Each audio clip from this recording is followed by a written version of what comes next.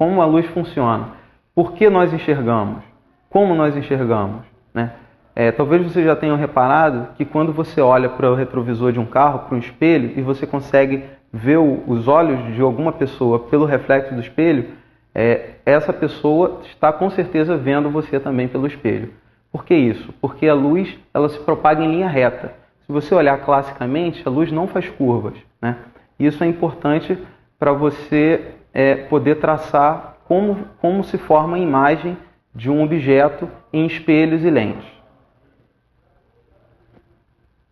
Devido ao caráter retilíneo da propagação da luz, quando uma pessoa olha para um espelho, aqui temos um olho e temos um espelho, ela vai ver a formação da imagem dos seus olhos atrás do espelho,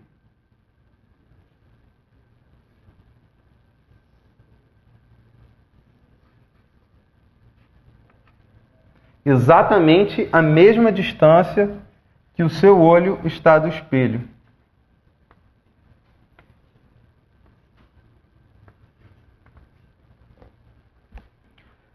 Se um raio de luz incide no espelho horizontal, esse raio de luz ele vai ser refletido de forma que o ângulo de reflexão seja exatamente igual ao ângulo de incidência. Aqui nós vamos traçar uma vertical que é totalmente virtual, né? Só como um meio de referência. E aqui, entre essa linha vertical e o ângulo de incidência, nós temos um ângulo θ. E esse ângulo θ vai ser exatamente o mesmo ângulo pelo qual esse raio de luz vai ser refletido. Então aqui também é θ. Se você imagina que esse raio aqui é o raio proveniente de um objeto que está localizado exatamente neste ponto, é possível ver que a formação do raio vai ser dada num ponto exatamente da mesma distância do espelho que o objeto está, devido ao prolongamento desse raio nessa direção. Então, a luz vai emanar do espelho como se ela viesse desse ponto. Se você forma a imagem de um objeto extenso, como aqui, por exemplo, a letra F, num espelho, essa imagem vai se formar exatamente como se você formasse a imagem de cada ponto individualmente. Então, vamos pensar aqui, nesse ponto aqui da pontinha da letra F. Ele vai se formar a mesma distância que ele está do espelho, no interior do espelho.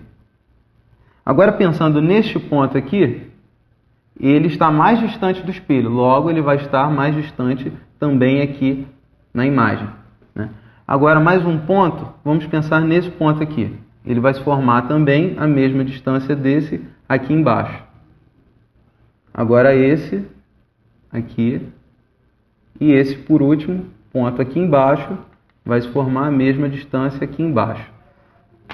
Se nós ligarmos esse ponto, veremos qual vai ser o formato da letra F, ou da imagem da letra F, que vai se formar atrás do espelho. Então isso explica como você olha para o espelho, porque você às vezes penteia o cabelo com a mão direita e no espelho você tem a impressão de estar se vendo pentear com a mão esquerda, né? Porque a imagem no interior do espelho plano ela é formada de maneira recíproca, né? Essa mão vai formar uma imagem na direção dela e essa na direção dela mesmo no interior do espelho. Daí, quando você olha para a sua imagem virada de frente para você, você tem a impressão dela estar invertida. Aqui nós temos a associação de dois espelhos planos. Aqui nós temos um espelho plano e aqui nós temos um outro espelho plano. Se colocarmos o objeto exatamente aqui no meio, na bissetriz desses dois espelhos aqui, nós teremos a formação da imagem desse objeto devido a esse espelho exatamente atrás desse espelho, como se fosse um espelho só, normalmente como nós vimos no outro exemplo, né? E uma imagem vai ser formada atrás desse espelho também do mesmo jeito. Só que essas imagens também têm imagens devido à projeção do espelho, né? Os raios de luz vão ser projetados desse espelho para esse e vão formar uma outra imagem. Essa imagem vai ser formada como se houvesse aqui um prolongamento do espelho, né? E aqui haveria uma imagem aqui na mesma distância. Da mesma forma, um prolongamento desse espelho nessa direção causaria uma imagem desta imagem exatamente aqui neste ponto. E aí nós vemos aqui um objeto formando 3 imagens. O número de imagens que vão ser formadas, ele depende exatamente do ângulo entre esses dois espelhos, um ângulo θ, nós vamos chamar, né?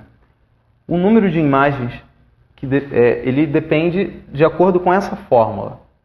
O número de imagens é igual a 360 graus dividido pelo ângulo θ menos 1.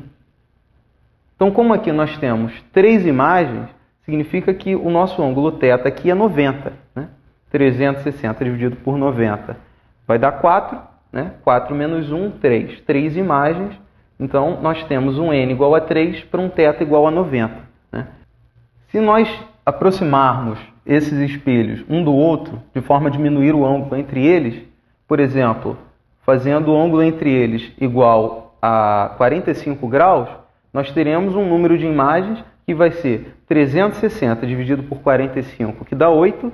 8 menos 1, 7. Então, para um ângulo de 45 graus, nós temos uma quantidade de imagens igual a 7 imagens. Quanto mais fechado fica os dois espelhos, o ângulo entre esses dois espelhos é menor, mais imagens nós teremos.